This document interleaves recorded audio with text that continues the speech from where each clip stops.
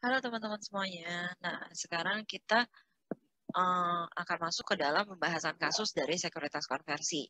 Ini video yang saya janjikan kemarin, bahwa setiap dari materi akan saya selipkan pembahasan mengenai bagaimana cara mengerjakan di dalam soalnya. Oke. Nah, di sini ada PT Sepoi-Sepoi, dia punya beberapa jenis sekuritas konversi. Di antaranya itu adalah si preferred conversion sama bonds conversion. Oke. Nah, keterangannya adalah pada tanggal 1 Januari perusahaan menerbitkan 6% preference share sebanyak 1 juta lembar. Terus ini saya sedikit ganti teman-teman. Rawat. Oke. Lanjut dengan nilai par value 2000. Oke, dan nilai pasarnya adalah 2150. Preference share dapat ditukarkan dengan perbandingan 1:2. Jadi anggapannya kayak satu preference share bisa ditukar dengan 2 ordinary share. Dan harga ordinary share-nya itu adalah Rp500. Pada tanggal 1 Januari, si perusahaan itu juga menerbitkan 100.000 lembar obligasi konversi. Dengan harga parnya, satu lembar obligasi adalah 10.000. Kupon rate adalah 8%, jangka waktunya 3 tahun. Pembayaran interest akan dilakukan 2 kali 1 tahun, yaitu tanggal 1 Februari dan 1 Agustus. Setiap obligasi dapat ditukarkan dengan 25 ordinary share atau dengan rasio 1:25. Dan ordinary share-nya itu nilai par value-nya adalah 350. Suku bunga pasar untuk obligasi konversi ini adalah 10%. Ya. Oke, ini di sini ada beberapa asumsi yang akan mungkin kita coba lihat itu adalah yang 1 sampai 4 dulu ya terkait dengan preferred. Nanti baru kita lihat yang 5 dan 5 pun mungkin nanti seiring berjalan dari video ini akan saya tambahin beberapa asumsi ya. Oke, yang pertama itu diminta untuk membuat pencatatan dari convertible securities baik preferred maupun yang bonds. Nah, terus yang kedua di tanggal 1 Oktober asumsi bahwa si PT Sepoi-Sepoi ini mendapat penukaran 60% dari saham preference share-nya, di mana harga saham ordinary saat itu adalah 2.500. Terus tanggal 1 Desember, si PT Sepoi-Sepoi ini menebus 200.000 lembar dari preference share-nya, di mana harganya itu adalah 2.300. Dan pada tanggal 31 Desember 2018, PT Sepoi-Sepoi ini kembali menebus preference share-nya 100.000, di mana harga pasarnya adalah 1.900. Nah, kita ngomongin yang 1 sampai 4 dulu ya, terkait dengan preference dulu. Nanti baru kita ke obligasi. Oke. Oke, ini adalah informasi yang saya pindahkan ke dalam Excel ya. Dividend rate, lembar preference share-nya, par dari preference share-nya, market price ketika tanggal penerbitan ya, 2150, rasio pertukaran 1:2, dan par dari ordinary share-nya 500. Ini adalah asumsinya. 1, 60% ditukarkan, 2, 200.000 ditebus di market price 2.300, 31 Desember 100.000 ditebus pada market price 1.900. Oke. Nah, sekarang ini adalah jurnal penerbitannya. Ya. Ketika penerbitan, cash yang kita dapatkan pasti sebesar dari jumlah share yang kita terbitkan dengan market price-nya. Oke. Nah, karena kita ini menerbitkan preference share, sehingga yang akan kita catat juga share capital preference share sebesar par value. Sebesar par value-nya. Nominal, jumlah lembar dikali par value. Nah, karena ini ada conversion, jadi kita nggak masukin ke share premium preference share. Tapi kita masukin ke share premium conversion equity. Sebesar dari selisihnya. Ya, selisih antara si market price dengan par value-nya. Ya, selisih. Kalau kamu ngitungnya dari 1 juta dikali 2.150 dikurang 2.000, itu pun boleh. Ya, hasilnya tetap sama, 150 juta. Oke, tanggal 1 Agustus. Di sini ada konversi 60%. Ya, jadi 60% dari 1 juta lembar preference share ini akan ditukarkan. Nah, jurnalnya adalah seperti ini. Share capital preference share, kita akan keluarkan sebesar 60%. 60% dari 2 juta ya. 2 miliar. Dari 2 miliar yang perhitungan awal, kita kali 60%. Dan juga untuk preference share premium conversion equity-nya, kita juga kali 60%. Oke. Nah, untuk hitung-hitungan share capital ordinary share-nya adalah 1 juta, 1 juta lembar ya, dikali 60%, karena kita kan nggak hanya menukarkan 600.000, kita nggak nukerin 1 juta semuanya. Tapi ingat perbandingannya itu adalah 1:2, sehingga kita kali sama 2 dulu. Oke, dan 1 lembar ordinary share harganya 500, sehingga kita kaliin sama 500 ya. Nah, sekarang untuk share premium ordinary share-nya berapa? Hanya sebagai selisih aja sih sebenarnya dia ya, antara debit dengan kredit. Oke, nah jadi untuk 1 Agustus jurnalnya kurang lebih seperti itu dan hati-hati untuk bagian yang di sini ya teman-teman. Oke, kita lanjut ke 1 Desember. 1 Desember 200.000 ditebus dengan market price 2.300. 200.000 kita tebus, berarti ini adalah sekitar 20% ya. Kita tebus 20%-nya. Anggapannya ini kita nggak si pemiliknya nggak konversi, tapi kita tebus, kita beli lagi gitu ya. Nah, uang yang kita keluarkan itu adalah 200.000 lembar preference share-nya kita kali 2.300.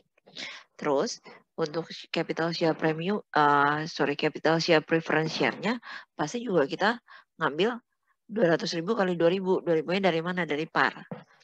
Terus ada share premium conversion, ini juga sama, kita kalikan dari conversion equity-nya, tapi kita hanya ambil 20%, kita nggak ngambil semua. Kenapa? Karena di sini kita tebus hanya 20%. Oke. Nah, jadinya nanti akan muncul yang namanya kerugian. Kenapa rugi? Kita ngeluarin uang 460 juta. Padahal kita hanya menebus barang yang 430 juta. Berarti anggapannya kita rugi. Tapi kerugiannya tidak masuk ke income statement. Hanya langsung kita tutup bukan kita tutup ya istilahnya, hanya langsung kita buang ke return earning, jadi mengurangi return earning kita. Tapi tidak akan muncul dalam laporan laba rugi tahun tersebut gitu ya. Nah, terus tanggal 31 Desember ada penebusan 100.000, ini 10%-nya ya. 10% di harga 1.900. Nah, kalau kasus ini sepertinya dia akan untung nih ya. Oke, karena sebenarnya parnya dia itu adalah 2.000, dia jual di harga par gitu kan. Nah, kalau misalnya andaikan kita jual di atas, market price ketika penerbitan 2.100. Nah, jadi anggapannya ketika kita jual 2.150. Tapi ketika kita beli lagi, kita beli di 1.900. Pasti ini kondisinya untung gitu ya.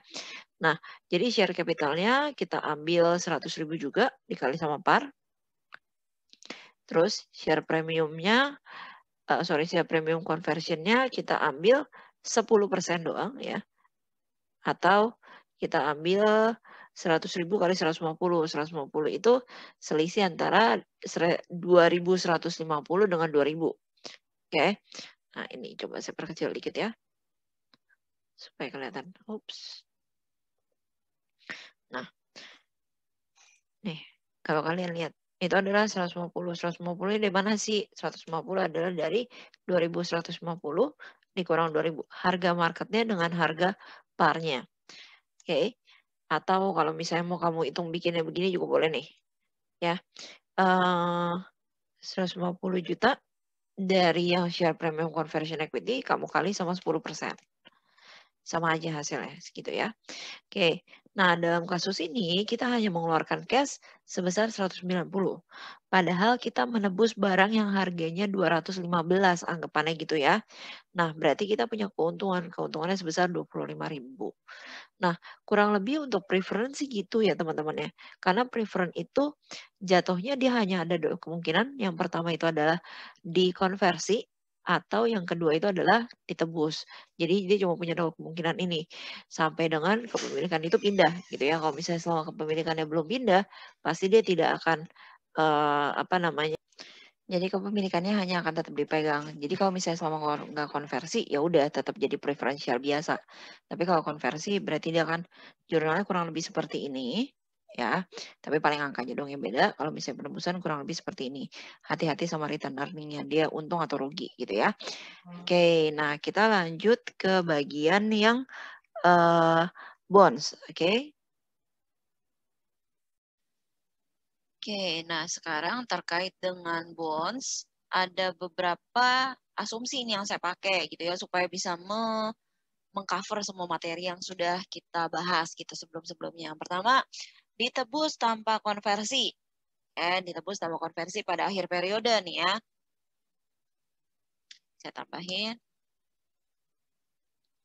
Oke, habis itu konversi pada saat jatuh tempo. Terus habis itu ini dikonversi nih, salah, bukan ditebus, dikonversi. Tanggal 1 Agustus, terus habis itu dikonversi pada tanggal 31 Desember. Nah, nanti kita akan tambahkan asumsi lainnya ya, setelah kita bahas beberapa ini dulu. Oke, nah sekarang kita pindah terus untuk kita lihat bagaimana sih cara perhitungannya dan bagaimana cara menjurnal.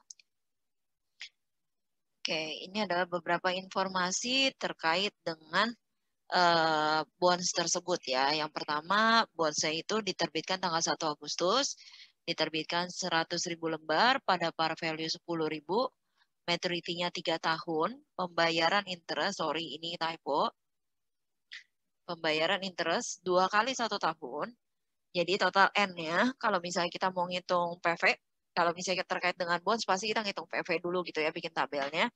Nah, kalau kita ngitung PV, berarti N-nya itu adalah 6. Nah, kupon rate, tadi di soal itu disebutkan kupon rate itu adalah 8. Karena ini 1 tahun 2 kali, sehingga kita bagi 2. Ya. Market rate-nya itu 10. Karena ini 1 tahun 2 kali, berarti kita bagi 2. Oke.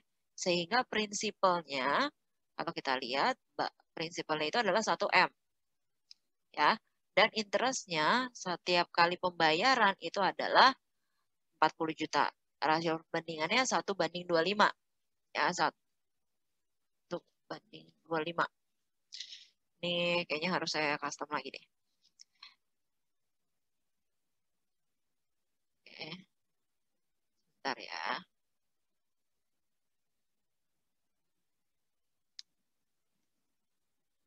Oke. 1:25. Nah, sekarang kita ngitung PV-nya. Ngitung komponen dari liability-nya tepatnya ya. Hitung komponen liability-nya. Kita pakai PV, dan di sini saya ngitung pakai rumus sih sebenarnya teman-teman. 1/1 tambah I pangkat N. Oke. Nah, ini adalah single. Kalau misalnya kalian mau pakai tabel pun nggak masalah. Tapi paling bedanya kita selisih agak sedikit sih pastinya. Kalau misalnya kalian pakai tabel dengan hitung pakai rumus kayak gini. Dan kebetulan kan saya pakai Excel. Jadi bisa mengakomodir. Oke. Koma-koma yang sekian banyak itu maksud saya bisa mengakomodir itu. Nah, terus ini ordinary, PV ordinary itu adalah dari 1 minus PV single dibagi sama market rate. Ya, jadi kalian lihat rumusnya aja deh. Ini rumusnya banyak kok, di Google juga banyak. Ya. Terus kita kalikan. Oke, kita kalikan prinsipal dikali PV single, interest dikali PV ordinary, annuity ordinary. Ya, dapatlah komponen dari hutang atau PV dari bonds tersebut adalah sekian, 949.243.079. Dan untuk komponen conversion equity-nya adalah Rp50.756.921. Nah, kalau dibikin jurnal, kalau udah kita punya data kayak gini ya, kita bisa bikin jurnal penerbitan nih. Jurnal penerbitannya itu adalah bonds senilai 1 miliar. Oke, 1 miliar itu adalah dari par value kita.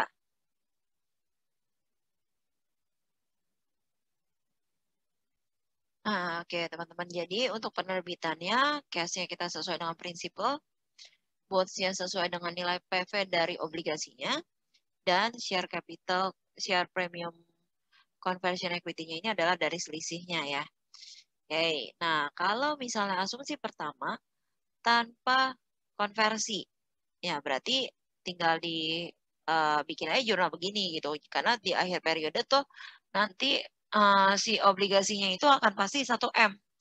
Karena ada amortisasi tadi, amortisasi dari table. Ya, jadi kalau misalnya kalian lihat, sebenarnya ketika udah selesai ngitung PV, kita harus ngitung table-nya dulu. Nah, cuma table mungkin nanti saya skip sebentar ya. Nah, jadi nanti pasti ada apa ya istilahnya kayak jurnal untuk si interest-nya, amortisasinya, sehingga nanti pada akhir periode si Bonse itu mencapai 1M. Nah, ketika mencapai 1M tidak ada konversi, berarti si cash yang kita bayarkan juga sesuai dengan nominal dari bonds tersebut. Nah, kalau dia tanpa konversi, kira-kira si share premium conversion equity kemana? Share premium conversion equity yang tidak terpakai akan kita buang ke share premium ordinary share. Ya, karena kan anggapannya share premium kita cuma punya satu akhirnya gitu. Karena pada saat sampai dengan jatuh tempo, dia tuh nggak dikonversi. Sehingga si share premium conversion equity-nya ini anggapannya kayak expired gitu loh. Jadi kita tinggal buang ke share premium ordinary share. Ya. Nah, terus ini asumsi kedua. Asumsi kedua itu adalah gimana kalau dia dikonversi pada saat jatuh tempo.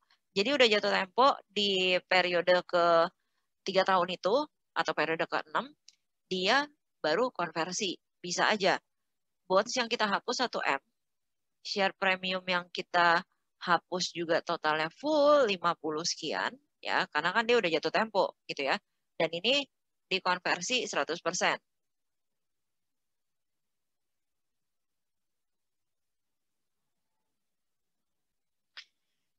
Oke, sehingga dia hapus semuanya nih ya, si bonds payable-nya dihapus, share premium conversion equity-nya dihapus. Terus dia munculin share capital ordinary share. Berapa? 100.000 dikali 25 karena perbandingannya 1:25 dikali 350 rupiah. Oke, per satu lembar ordinary share. Terus akan ada share premium ordinary share sebagai penyeimbangnya gitu ya. Oke, ini adalah dua asumsi pertama. Bagaimana ketika dia nggak dikonversi sama sekali dan dikonversi 100% pada akhir periode. Oke, sekarang kita masuk asumsi ketiga, yaitu konversi pada tanggal 1 Agustus 2020. Oke, dan dikonversi, asumsi keempat, konversi pada tanggal 31 Desember 2020. Ya, ini di tengah periode nih, berarti udah jalan sekian periode, habis itu tiba-tiba dia konversi. Nah, anggapannya ini konversi full ya. Ini masih konversi full.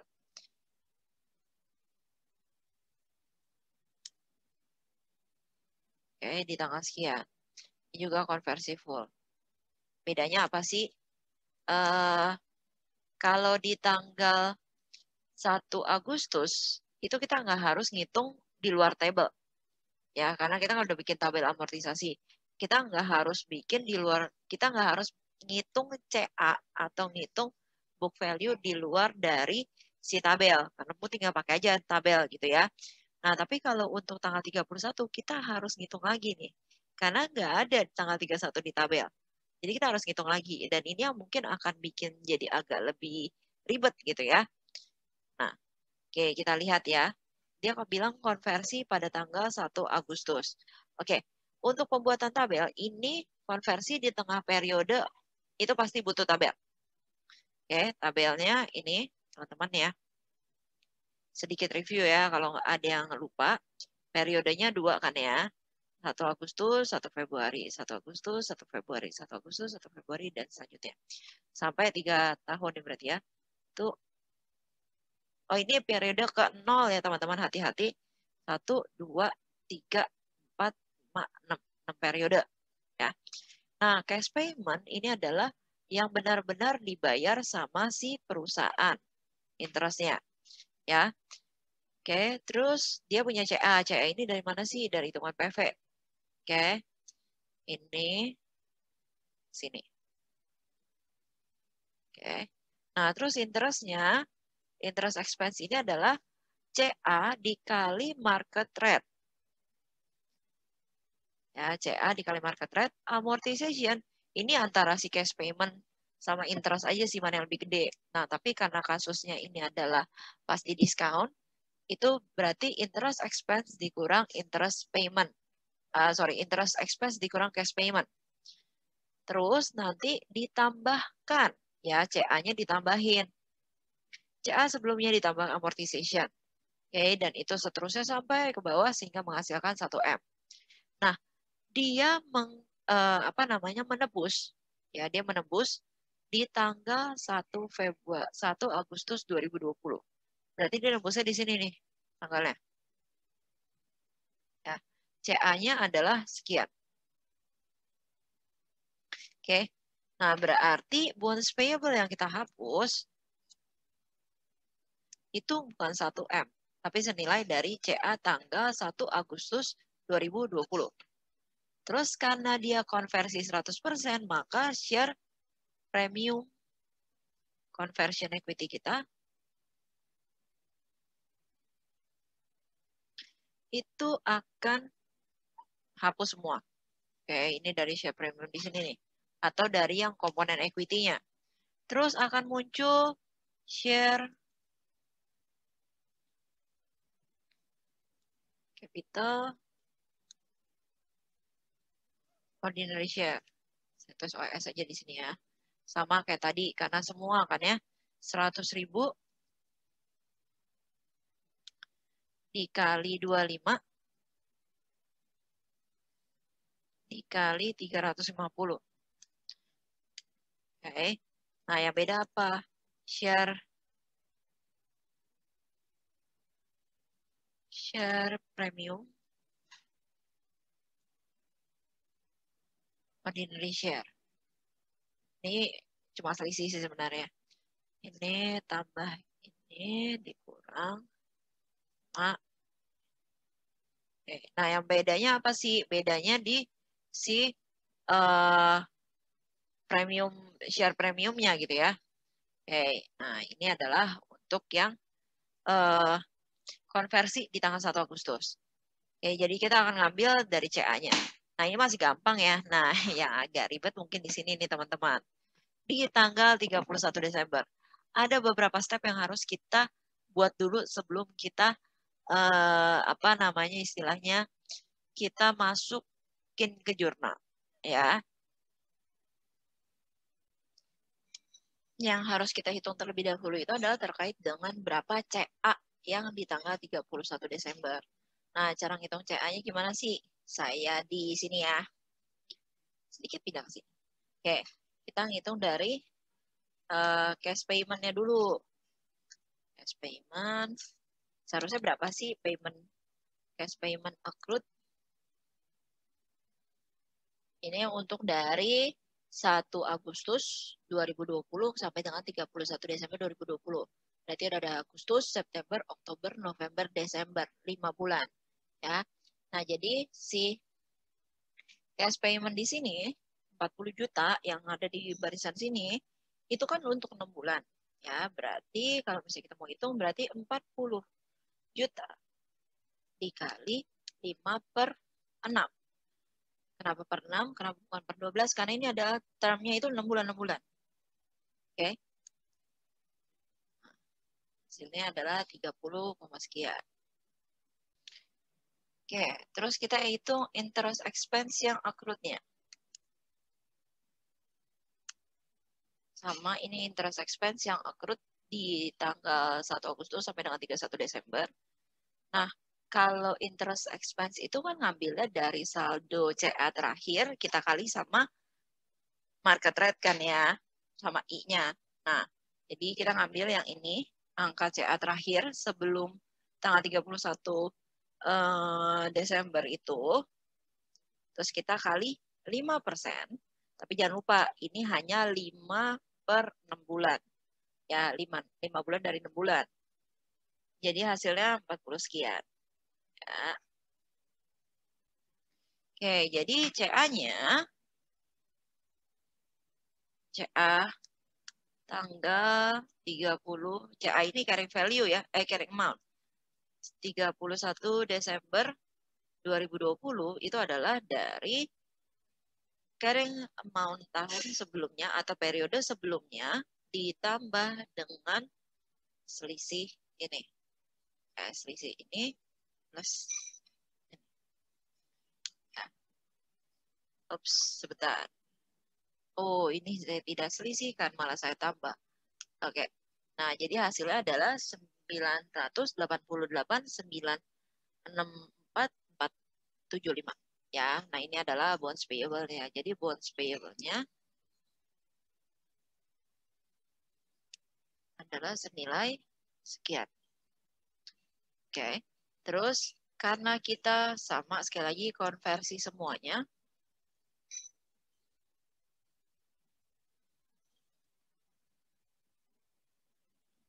berarti kita hapus conversion equity-nya. Itu semuanya juga ya. Oke. Nah, baru sekarang kita munculin share capital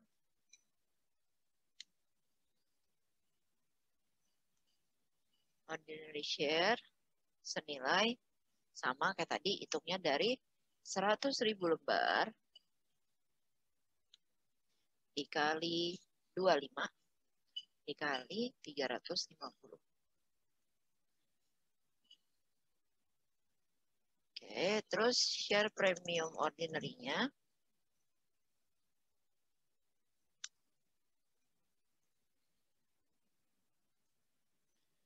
adalah selisihnya. Ini tambah ini. Oke. Nah, jadi yang berubah itu hanya sih share premiumnya doang sih sebenarnya dalam kasus-kasus ini. Nah, sekarang asumsi yang baru. Asumsi pelunasan dipercepat. Pelunasan dipercepat. Yang ada bayarannya itu loh, yang si perusahaan minta, tolong ayo dong dikonversi gitu ya. Nah, oke, nah ini pelunasan yang dipercepat pada akhir periode ya.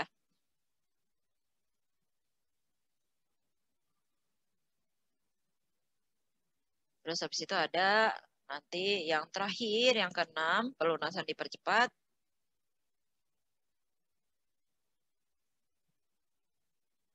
Di tengah periode. Sebenarnya kalau di tengah periode cuma beda si bonds payable-nya doang sih sebenarnya. Jadi sisanya yang lain itu tetap sama. Asumsi ya, asumsi si perusahaan ini nambahin duit, bayar Rp 60 juta. Ya, jadi dia bayar 60 juta untuk konversi percepat. Jadi yuk kalian konversi yuk, saya bayar 60 juta deh. Nah, harusnya dalam kasus ini si perusahaan rugi sih. Kenapa? Konversinya dia itu bisa cuma 50 gitu ya. Tapi dia nerbitinnya saya kasih 60 juta deh gitu ya. Nah, ini kalau di akhir periode bonds payable-nya itu kan 1M ya. Bonds payable 1M. Terus ada share premium. Share premium pasti keluar ya.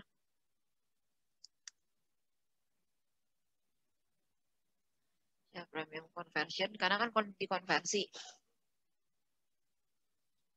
Conversion equity. Habis itu ada pembayaran cash. Oke. Nah, di sini kita jeda beberapa. Ada pembayaran cash nih dari si perusahaan. Cash dibayarkan sebesar 60 juta. Nah, terus habis itu ada yang namanya conversion expense. Conversion expense, ini kita masukin conversion equity-nya dulu ya. Conversion equity 50 sekian. Conversion expense ini adalah cash payment dikurang dengan conversion equity 9 juta sekian. Ya. Ntar ini typo semua.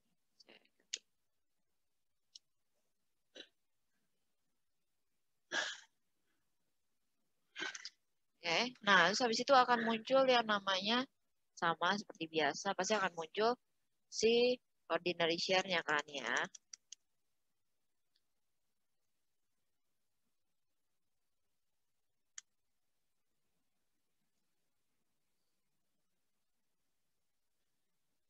Terus ini akan ada share premium.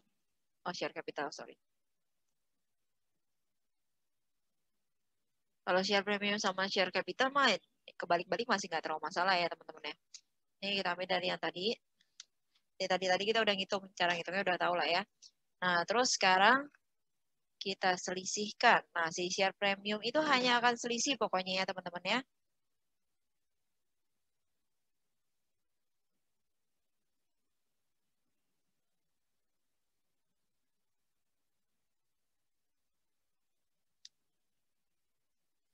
Selisihin. Dapatlah. Ops, ada yang salah nih rumusnya. Sebentar, coba saya cek ya kenapa salahnya rumusnya ya. Oh, ternyata ada typo tadi di 1M-nya. 1M saya tulis jadi 0 kurang 1 gitu ya. Nah, ini adalah untuk pelunasan dipercepat. Oke, pelunasan dipercepat di akhir periode, di mana jatuhnya si bonsai itu udah full 1M. Nah, tapi kalau yang di tengah periode, berarti kurang lebih akan sama seperti ini ya teman-teman. Bedanya itu hanya di bonds payable-nya aja. Jadi saya copy ya ini ya, supaya gampang. Bedanya itu hanya di nilai bonds payable. Bonds payable contoh kita ngambil 1 Agustus ya. Oke. Conversion-nya kita ambil dari yang tadi-tadi ya.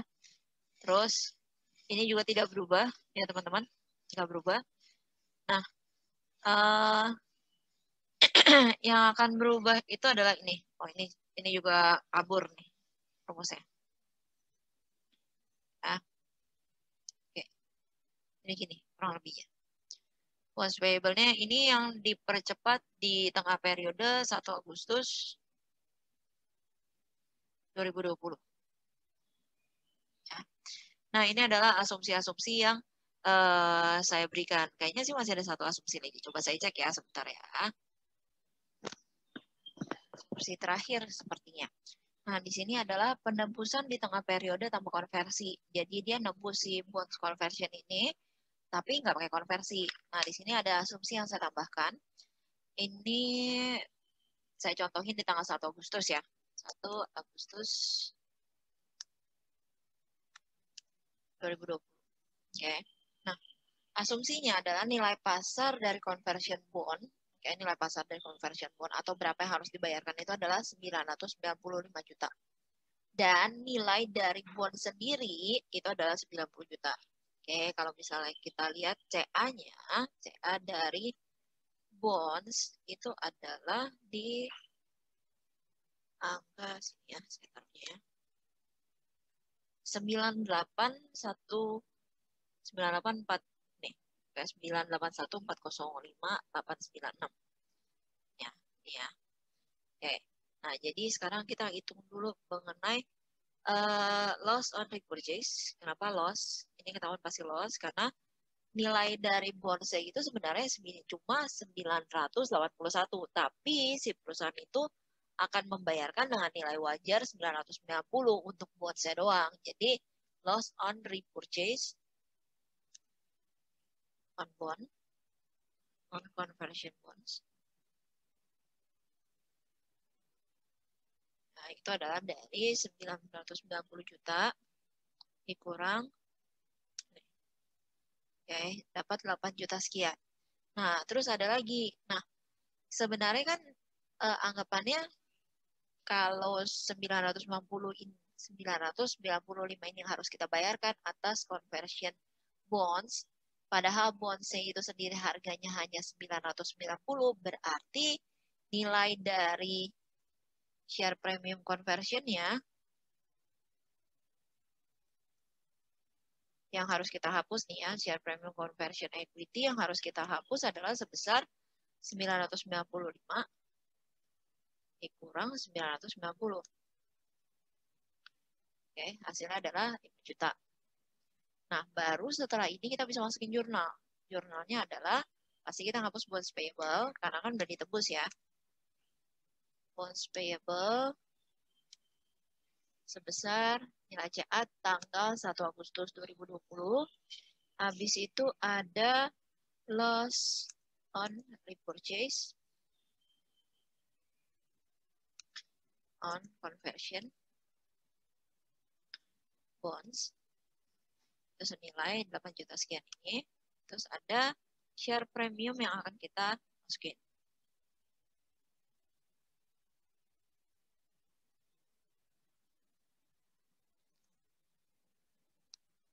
Sebesar.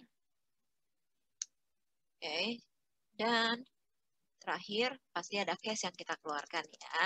Masih ada cash dong ya kan, kita nebus 995. 995 dari mana? Harga wajar dari si conversion equity yang harus kita bayarkan. Nah, ini adalah jurnalnya teman-teman ya. Oke.